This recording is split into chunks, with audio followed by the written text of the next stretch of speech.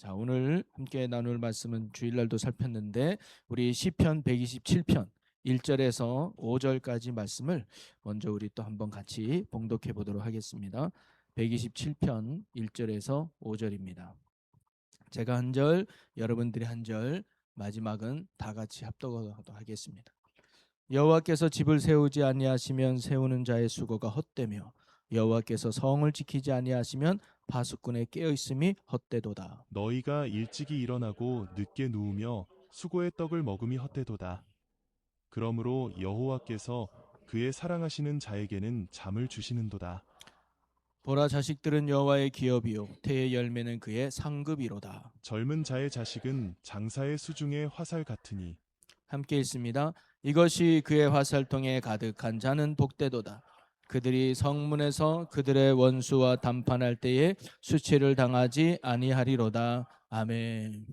할렐루야. 또 이렇게 금요 성령 기도에 또 말씀을 사모하고 은혜를 사모하며 주님의 앞에 나온 여러분 모두에게 오늘도 하나님의 살아계신 크신 은혜와 또 복이 여러분의 삶과 또 가정에 또 여러분의 인생 가운데 함께 하시기를 주님의 이름으로 간절히 축복합니다. 특별히 이 금요 기도회만큼은 우리가 특별히 더 기도하러 모이는 거잖아요. 새벽에도 여러분 기도하지만 새벽에는 거의 개인 기도라면 이 금요일만큼은 우리가 합심해서, 그래서 올해 주제가 뭐냐면 함께 이루는 하나님의 나라잖아요. 신앙은요, 나로 시작하지만 우리를 통해서 완성되어지는 줄로 믿으시기를 바랍니다. 그래서 하나님은 교회라고 하는 믿음의 공동체를 세워주셔서 그 안에서 우리가 더 하나됨으로 견고하게 세워지기를 원하는 거예요. 물론 기도 혼자 할 수 있죠. 물론 성경도 혼자 읽을 수 있습니다. 그러나 우리가 함께 할 때 거기 주시는 놀라운 은혜와 능력이 임하게 되는 줄로 믿으시기를 바랍니다. 그래서 특별히 함께 예배하는 자리에 여러분 힘쓰시고, 그리고 함께 기도하는 자리에 힘써 주시고, 그리고 함께 섬기는 자리에도 힘써 주시기 바랍니다. 그러면 거기에 하나님 나라가 내게도 임하고 우리의 순종을 통해서 공동체 안에 여러분의 삶에 넘치게 될 줄로 믿으시기 바랍니다. 그래서 오늘은요, 특별히 우리가 말씀을 듣고 그 말씀을 붙들고 기도도 하지만 오늘은 우리 교회를 위해서 특별히 부서를 위해서 기도하는 날이에요. 저희 교회가 8개 부서가 있습니다. 그러니까 우리 교회 성도들은 앞으로 1속계, 1선교회, 1부서 봉사해야 돼요. 등록 교인이라면. 그래서 하나의 속회에 들어가고 하나의 선교 활동하고 하나의 부서에 들어가서 섬겨야 돼요.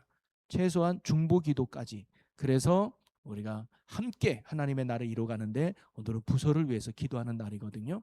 그래서 그런 부서가 교회 구석구석마다 섬길 때 이 교회가 하나님이 원하는 또 든든하고 견고한 믿음의 반석에 세워져서 사명을 감당할 교회가 될 줄로 믿습니다. 그리고 특별히 여러분 금요기도에 나오신 여러분은 기도를 우리가 10시까지, 한 설교가 9시에서 9시 10분 사이 끝나고 우리가 합심 기도하면 한 2, 30분 하고 그다음에 나머지는 여러분 개인 기도하면서 10시까지 기도하고 왔으면 좋겠어요. 그런 1시간 기도 운동을 우리가 금요 기도회 때는 좀 했으면 좋겠다. 그래서 뭐 집에 가서 뭐 아주 중요한 일이 있으면 모르지만 그렇지 않으면 우리가 기도하는 시간을 가져. 예수님이 그러셨잖아요. 십자가 지시기 전날 밤 제자들을 데리고 기도하러 갔는데 제자들이 졸았잖아요. 그때 예수님이 뭐냐면 너희가 한시도 깨어 나와 함께 기도할 수 없느냐. 예수님이 우리에게 원하는 기도하는 시간이 있는데 그게 1시간 아니었을까. 매일매일 1시간 하면 좋겠지만 그게 여러분 안 되니 금요 기도의 만큼이라도 우리가 교회를 위해서 내 인생의 문제를 놓고 또 하나님의 영광과 그분의 뜻을 위해서 우리가 간절히 기도하고 가는 기도의 용사들이 저와 여러분이 되었으면 좋겠습니다. 그래서 특별히 이 금요기도에 나오신 분들이 얼마나 귀하고 소중한지 몰라요. 여러분은 잘 모르시겠지만 제가 제일 좋아하는 교인이 금요기도에 나오시는 분들. 아멘 하신 분만. 여러분 못 믿으셔? 예, 금요기도에 나오시니 너무 귀해요. 왜냐하면 함께 기도하고 제일 나오기 좀 힘든 게 이 시간일 수 있거든요. 그런데도 여러분이 말씀을 사모하고 함께 기도하는 자리에 동력해 주셔서 너무 감사합니다. 우리가 앞으로도 함께 하나님의 나라를 이루어가는 귀한 교회가 되길 축복합니다. 우리 귀한 분들이 옆에 분에게 인사 나누면 좋겠습니다. 우리 함께 하나님 나라를 이루어 갑시다.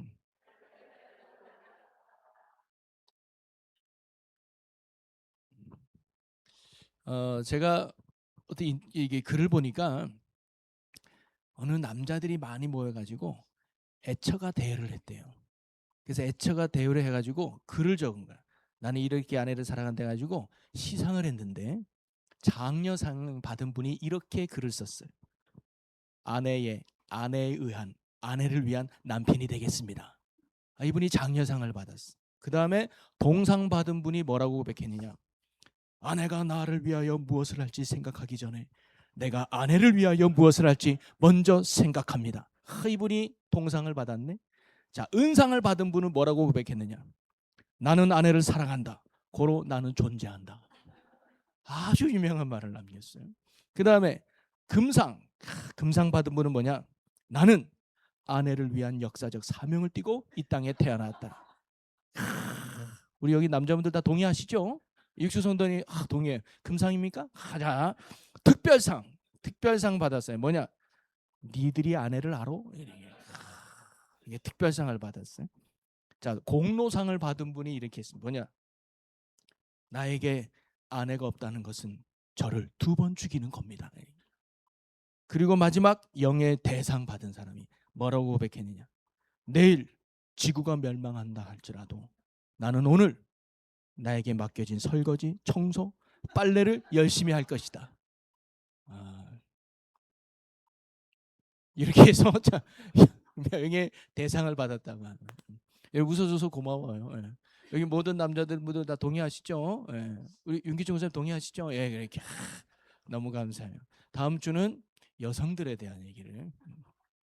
그런 글은 별로 없더라고요, 제가 보니까. 감사합니다. 사실 저희가 지난주에 이제 온 가족 온 세대 이제 가족보다 온 세대 연합 예배를 드렸는데 여러분 어떠셨나요? 감사해요. 예. 온 세대가 같이 사실 제가 이 부서에 사역할 때는 그걸 잘 못 느꼈어요. 내 부서만 보이니까. 그런데 담임 목사대에서 전체를 보니까 좀 더 가족들끼리 같이 예배드리는 시간이 좀 많았으면 더 좋지 않았을까. 우리 아이들도 같이 부모님이랑 언제 같이 옆에서 찬송 부르고 언제 같이 손잡고 기도해 보겠습니까? 그런 시간들이 좀 많았으면 좋겠다. 근데 부서 사역은 또 그렇지 않을 수 있으니까. 그래서 1년에 이렇게 온 가족 예배를 한 번이라도 드렸으면 좋겠다. 그래서 지난년까지는 어린이 주일날 우리가 다음 세대 축복 예배라고 드렸는데 이번에는 어버이 주일로 우리가 온 세대 모였잖아요. 그래서 이제는 한 해씩 해서 내년에는 어린이 주일날 해서 우리 어린이의 포커스 맞춰서 다음 세대 축복 연합 예배를 드리고 그 다음에는 또 우리 부모님께 포커스를 맞춰서 부모 공경 감사 예배로 이렇게 해서 우리가 매년마다 같이 하나됨으로 연합해서 예배드리는 시간을 가지려고 그래요. 그래서 가족이니까 여러분은 눈치채실지 모르지만 성경 봉독이 3대가 나와서 했습니다. 장로님 아들, 장로님 아들의 손자. 3대가 나와서 성경 봉독을 했는데 참 그것도 너무 의미 있고 뜻 있지 않겠습니까? 그리고 특별 찬양대는 유치부, 아동부, 아이와 부모님이 가족들이 찬양을 준비해서 이렇게 섬겨줬어요. 여러분 한 가족들이 다 믿음의 가정이 되고 하나님을 섬긴다는 거 정말 축복이죠. 물론 우리 교회도 아직도 남편이 안 나오는 분도 계시고 또는 아내가 믿지 않는 분도 계시고 무엇보다 자녀가 신앙생활을 하지 않는 가정도 참 많아요. 그래서 제가 신방 다녀보면 늘 기도 제목이 자녀를 위한 기도예요. 그래서 저도 늘 기도합니다. 우리 저희 합심 기도문에도 있지만 우리 저희 교회 모든 성도들이 인가기도 되는 거예요. 모든 가족들이 주일날 되면 손잡고 교회에 나와. 그리고 또 하나 기도가 가정에서 예배드리는 가정이 되는 거예요. 네 신앙 따로가 아니라 우리가 가정에서 함께 모여서 동일한 하나님을 고백하고 동일한 하나님을 찬양할 수 있다는 건 굉장히 복된 신앙 아니겠습니까? 그래서 저와 여러분이 언제나 믿음 안에서 하나님을 잘 섬기는 귀한 복된 가정 되기를 주의 이름으로 축복합니다. 그래서 그런 내용의 말씀을 지난주에 나눴는데 여러분 하나님이 세상을 창조하신 후에 제일 마지막에 창조하신 게 뭐라고 말씀드렸죠?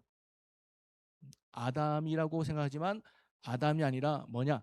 가정을 만든. 아담이 혼자 있는 게 보기 좋지 않아서 하나님이 하와를 만들어서 둘이 한 몸이 되게 한 게 창조의 끝이에요.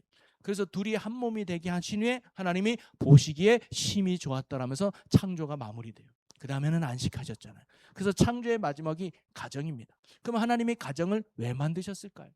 인간이라는 존재는요 혼자 살아갈 수가 없어요. 그래서 누군가의 손길과 도움을 받아야지만 살아갈 수 있어요. 그래서 하나님은 가정이라고 하는 사랑의 울타리를 만들어서 인간이 인간답게 살아갈 수 있도록 또 사랑을 베풀고 배울 수 있도록, 그리고 그 안에서 인격이 성장되고 성숙되면서 내 삶에 뭐예요? 행복한 인생을 위해서 하나님이 우리에게 가정을 허락해 주신 줄로 믿으시기 바랍니다. 그래서 내가 어떤 가정에서 자라나느냐가 그 인생의 성품을 결정하는 아주 중요한 요소가 된다는 거예요. 물론 꼭 그런 건 아니지만 대부분 행복하고 좋은 가정에서 자라는 아이들이 성품이 좋고 바르게 자랄 확률이 높습니다. 근데 불행한 가정에서 자라는 학생들이 걷길로 가고 잘못되는 경우가 참 많죠. 꼭 그런 건 아니지만. 그래서 제가 주일날도 얘기했지만 일본 교도소에 있는 범죄자를 연구를 했더니 80% 이상이 불행한 가정에서 자란 사람들이 범죄자가 될 확률이 높았다는 거예요. 그만큼 뭐가 중요해요? 가정이 중요하다는 거죠.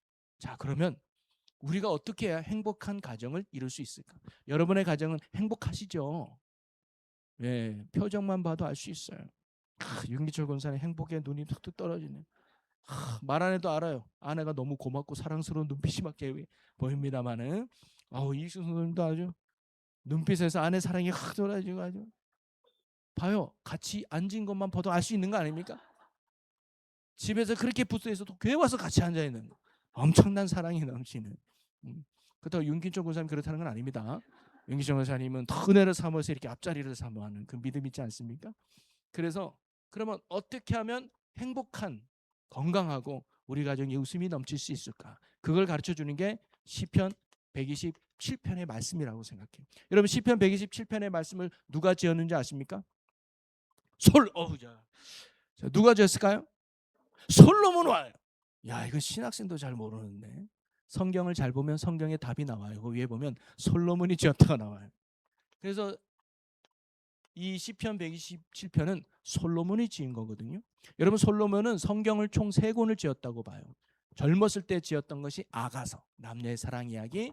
그다음에 한참 잘 나갈 때 썼던 게 잠언, 지혜의 책. 그다음에 노년에 지은 게 전도서라고 이야기합니다. 인생을 돌아보며 참 중요한 게 뭔가 가르쳐주고, 시편 127편은 솔로몬이 노년에 지은 시편으로 추측하고 있습니다. 그러면서 솔로몬이 사실 어떤 왕이에요? 솔로몬이 어떤 왕이니? 그냥 왕이라는 걸 얘기하고 싶은데 어떤 왕? 솔로몬은 왕이었잖아요. 왕인데 우리가 알려 솔로몬은 뭐가 가졌냐면 첫째 부귀영화, 돈이 많았죠. 그다음에 또 뭐가 있냐면 권력이 최고였습니다. 성공한 사람이에요. 출세한 사람. 더 이상 올라갈 데가 없어. 그다음에 그에게 또 뭐가 있어요? 지혜가 있어요. 오늘날로 말하면 박사학위가 몇 개고 학위가 몇 개고 학벌이 좋아. 즉 돈도 있고 권력도 있고 지혜가 충만했던 소위 부러울 게 없는 모든 게 완벽하게 갖췄던 사람이 사실 솔로몬 아닙니까? 그래서 솔로몬이 이스라엘 백성 시대의 최고의 전성기. 이때는 전쟁도 없었어요. 다른 나라들이 쳐들어올 엄두를 못 내. 그때 당시 오늘날 보면 미국과도 같은 강대국 중에 강대국이 바로 이스라엘 땅이었단 말이죠. 그런데 솔로몬의 특징이 또 하나 있습니다. 뭐냐면 그는 건축을 참 진심이었어요. 그래서 건축을 좋아해. 그래서 왕이 되었을 때 성전을 7년 동안 짓습니다. 그리고 성전을 다 지은 후에 왕궁을 13년 동안 짓습니다.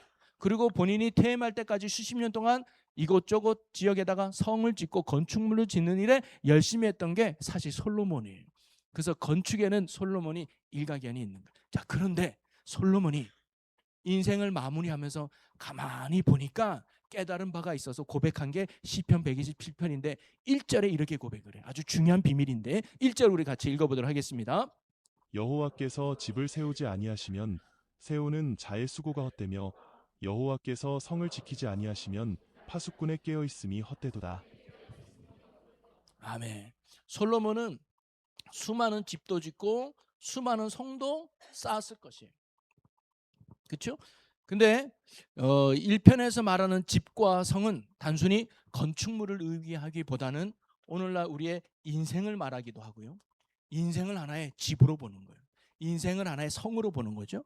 그리고 뭐냐면 우리의 가정을 말합니다. 신앙의 공동체, 믿음의 공동체, 나라를 의미할 수도 있고 교회를 의미할 수도 있고 가정을 의미할 수도 있고 사람은 공동체를 말하는 겁니다. 자, 그런데 솔로몬이 집도 짓고 성도 쌓아본 거 아닙니까? 근데 처음에는 솔로몬이 돈으로 성을 지으려고 했을지도 몰라요. 그래서 돈으로 많이 투자해서 튼튼하게 짓자. 기둥도 하나 짓고 3개, 4개 해라.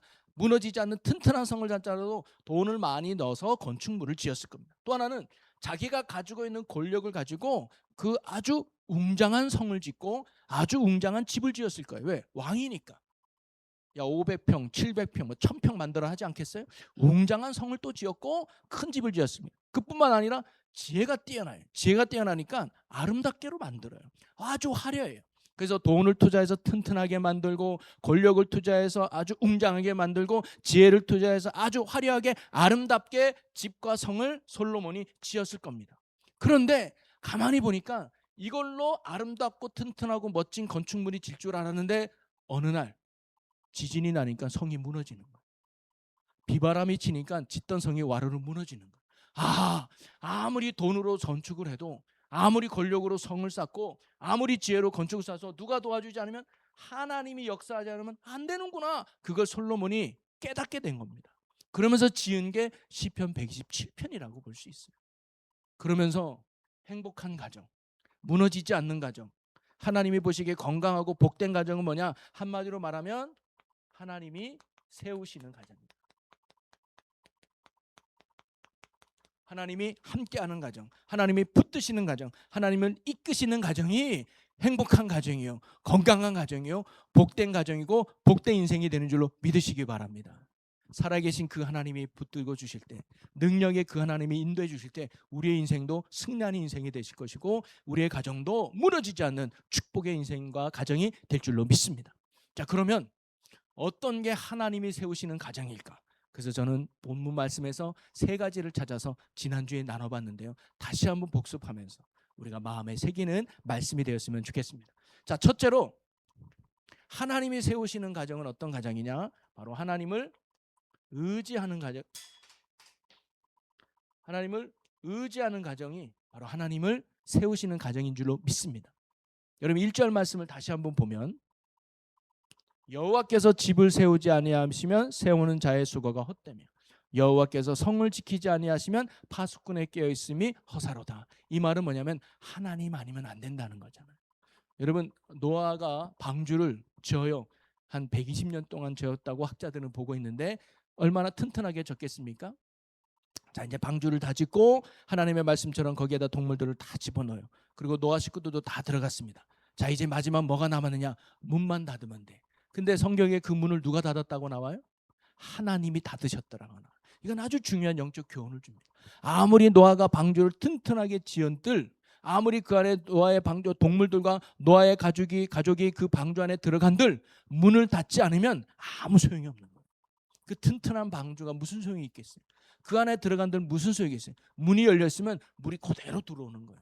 근데 그 문을 하나님이 닫았다. 이 말은 뭐냐면 우리의 인생의 모든 마지막 결론은 누구한테 있느냐? 하나님께 있다는 것을 가르쳐 줍니다. 여러분 여호수아와 이스라엘 백성들이요 여리고성을 하루에 한 바퀴 마지막 날에 7바퀴를 열심히 돌아도 결국 그 성을 무너뜨리는 건 하나님이었습니다. 다윗이 아무리 물맷돌을 힘차게 던진다 할지라도 그 골리앗을 쓰러뜨리는 것은 하나님께 있었습니다. 여러분 사실 우리의 건강도 마찬가지 아닙니까? 아무리 내가 좋은 거 먹고 그리고 운동 열심히 해도요 어느 날 갑자기 교통사고 나서 병원에 입원할 수 있는 게 우리들이에요. 내가 아무리 건강을 지킨다고 해도 하나님이 지켜주셔야 내 건강도 지키게 됨을 믿으시기 바랍니다. 우리의 축복도 마찬가지예요. 내가 아무리 열심히 하고 내가 아무리 노력했다 할지라도 하나님이 축복의 문을 열어주셔야 그 복이 우리 가운데 임하게 됨을 믿으시기를 바랍니다. 여러분 가정도 마찬가지예요. 아무리 부모가 자녀를 낳고 열심히 이 자녀를 잘 키운들 하나님이 도와주셔요. 하나님이 지혜 주셔요. 하나님이 능력 주셔야 우리의 가정도 하나님이 원하는 행복하고 축복의 가정으로 세워지는 줄로 믿으시기를 바랍니다. 그래서 솔로몬도 1절에 뭐예요? 하나님이 세워주지 않으면 안 됩니다라는 이 신앙 고백 속에는 뭐가 포함되어 있는가? 그렇기 때문에 저는 하나님만 의지하겠습니다. 지금까지 제가 돈을 의지했습니다.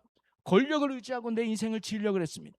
지혜를 의지해서 학벌을 쫓았습니다. 그러나 이런 걸로 내 인생이 행복해지고 내 인생이 바르게 되는 게 아님을 알았습니다. 하나님이 도와주지 않으면, 하나님이 지켜주지 않으면, 하나님이 나와 함께하지 않으면 무너지는 게 내 인생입니다. 그러니 나는 오직 하나님만을 의지하고 하나님만을 붙들겠습니다라는 신앙 고백이 바로 1절에 담겨져 있는 고백이에요. 그러니 저와 여러분이 하나님이 세우시는 행복한 가정이 되기 위해서 우리가 하나님만을 의지하는 믿음의 가정이 되기를 주의 이름으로 축복합니다. 부모인 우리도 자녀를 키울 때 하나님 기도하면서 키우야 됩니다. 그래서 여러분이 하나님을 의지한다는 건 다른 게 아니에요.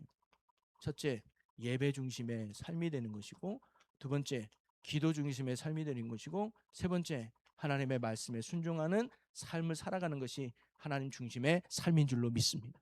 하나님을 의지한다 하면서도 예배도 안 되고, 하나님을 의지한다 하면서 기도도 안 하고, 하나님을 의지한다 하면서 말씀이 뭔지도 모르면 의지하는 게 아니에요.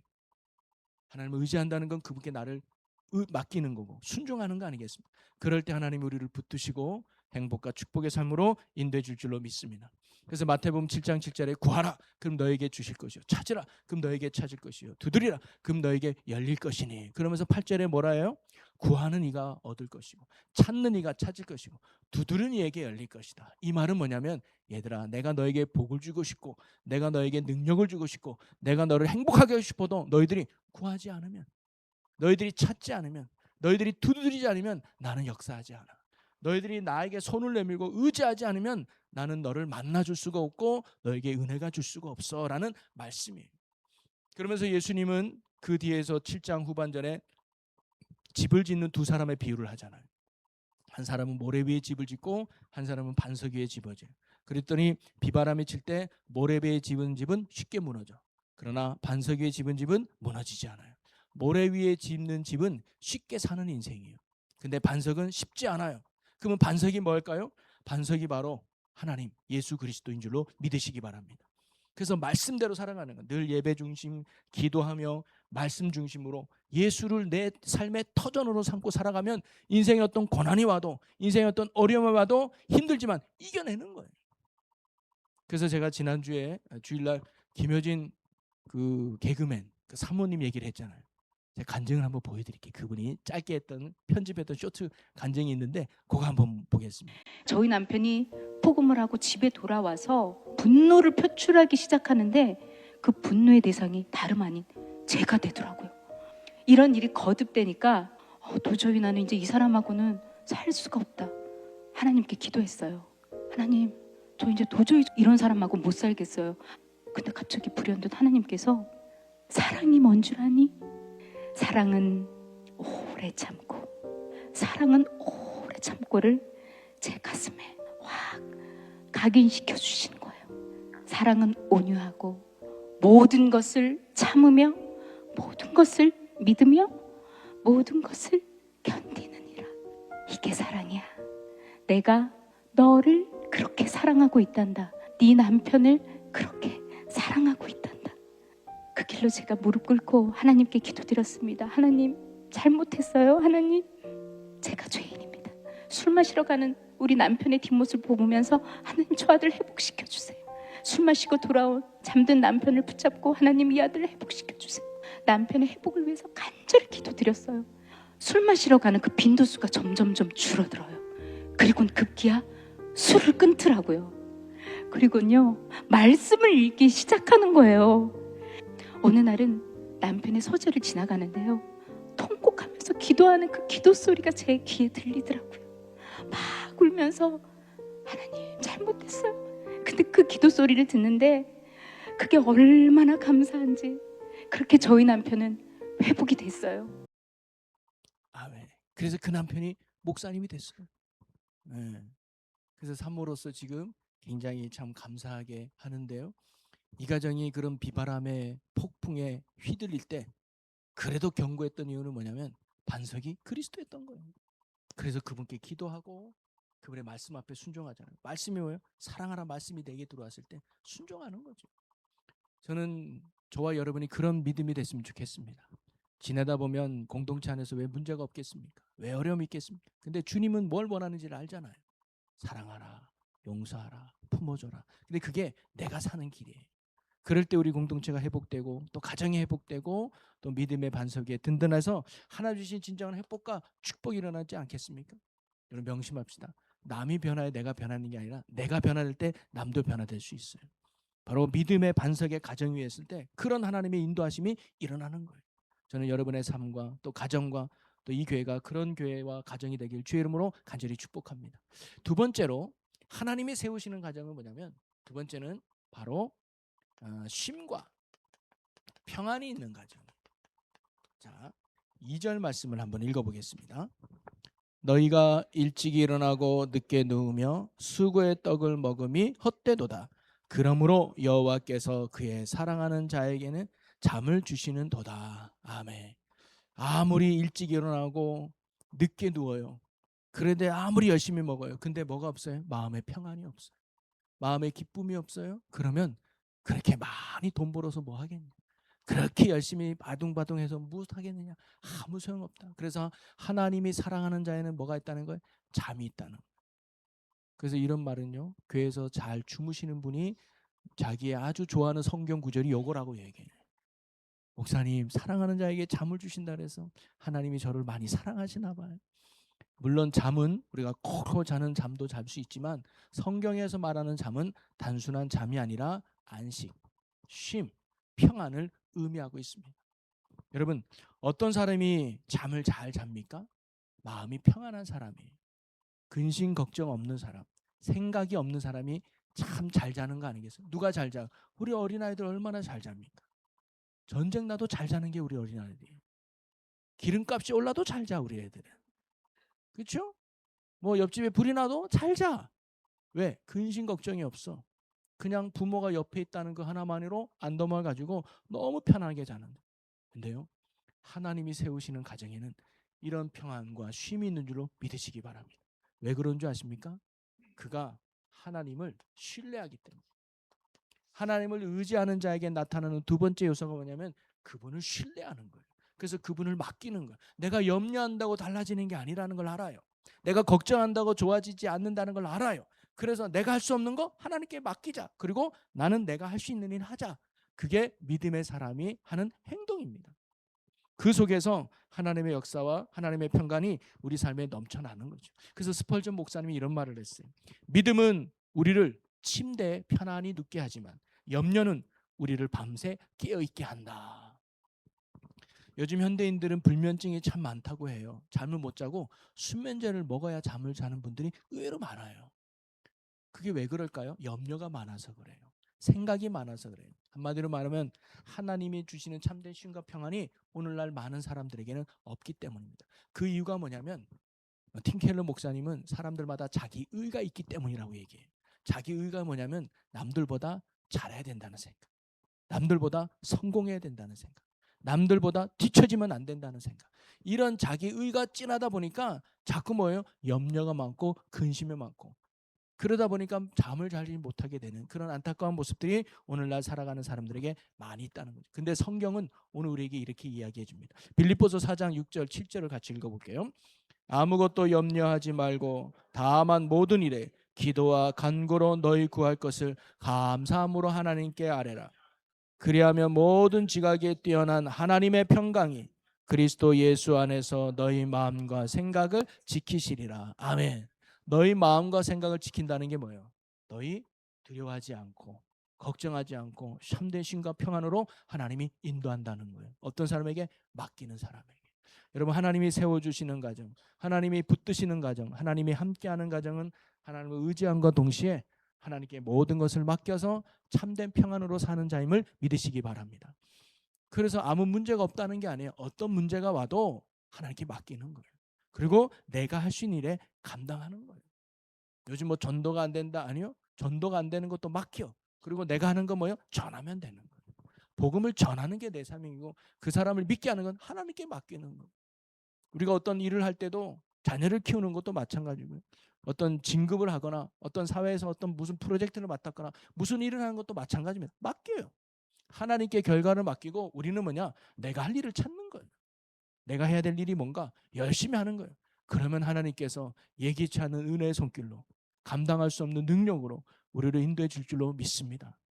저도 그래서 여기까지 온 거예요. 더 궁금하신 분은 개인적으로 찾아오시면 제가 더 자세하게 말씀드리도록 하겠습니다만은, 우리가 할 건 맡기고 그리고 뭐요? 최선을 다하는 거예요. 요셉도요 인생을 맡겼어요. 그랬더니 노예로 가도 두렵지 않았습니다. 왜? 하나님이 인도하심을 신뢰했기 때문에.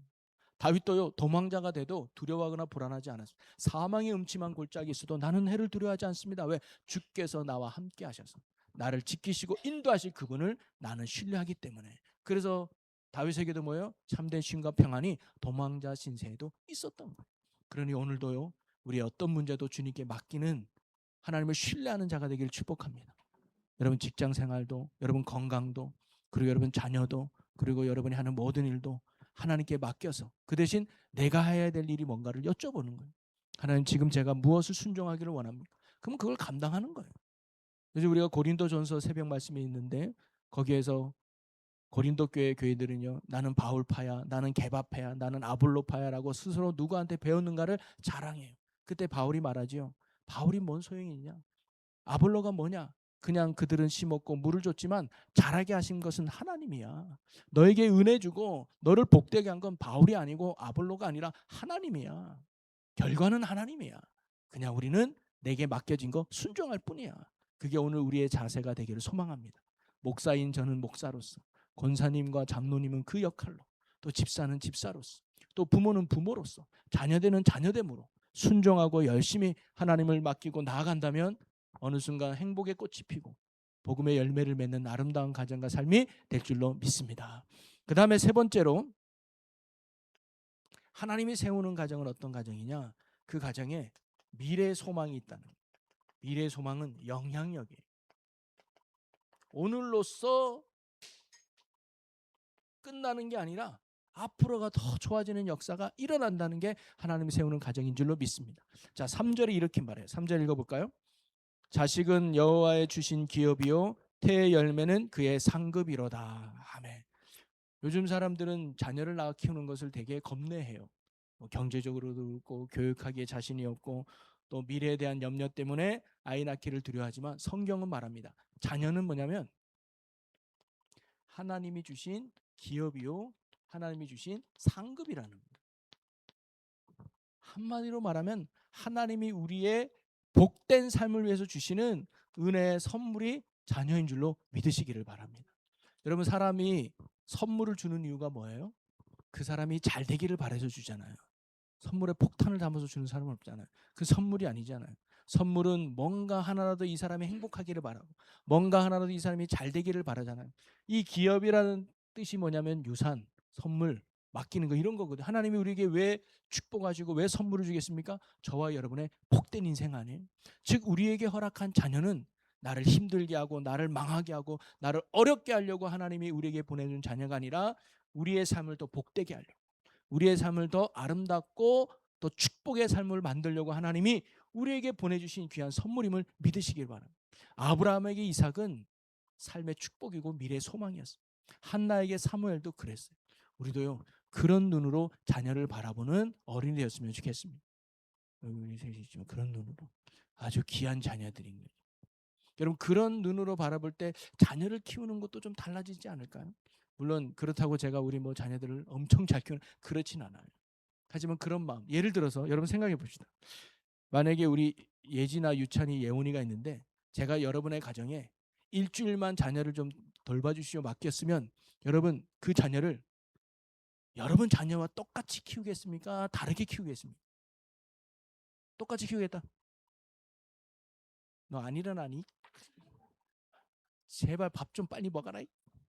빨래 좀 이렇게 해라. 양말 좀. 똑같이 키우질 않을 것 같아요. 뭐냐면 늦게라도 잘 잤니? 많이 피곤했구나. 설거지 안 하면 안 할 수도 내가 해줄게. 그 이유가 뭘까요? 남의 자녀이기 때문이잖아요. 내 자녀가 아니고 남의 자녀라면 되게 애지중지하고 신중하잖아요. 여러분, 우리가 우리의 자녀를 그런 마음대로 키우는 게 참 중요할 것 같아요. 내 거가 아니라는 사실이지. 내 소유물, 내가 낳지만 내 소유물이 아니라는. 그래서 내 마음대로 너 이렇게 살아야 돼. 내 마음대로 이렇게. 물론 우리가 은혜 울타리를 만드는 중은 필요합니다. 좀 이따 뒤에도 그래야겠지만 그렇다고 내 마음대로 내 거니까 이런 마음은 아니라는 거예요. 그래서 자녀는 내 작품이 아니라 하나님이 허락한 선물임을 믿으시기를 간절히 소망합니다. 그런 마인드가 참 중요해요. 그런 가정이 하나님이 세우시는 가정. 그 다음에 또 뭐라고 하냐면 자녀는 장중의 화살이라고 하는 화살. 만약에 오늘날 성경이 쓰여졌다면 자녀는 총알이라고 했지. 총알, 대포 뭐 이렇게.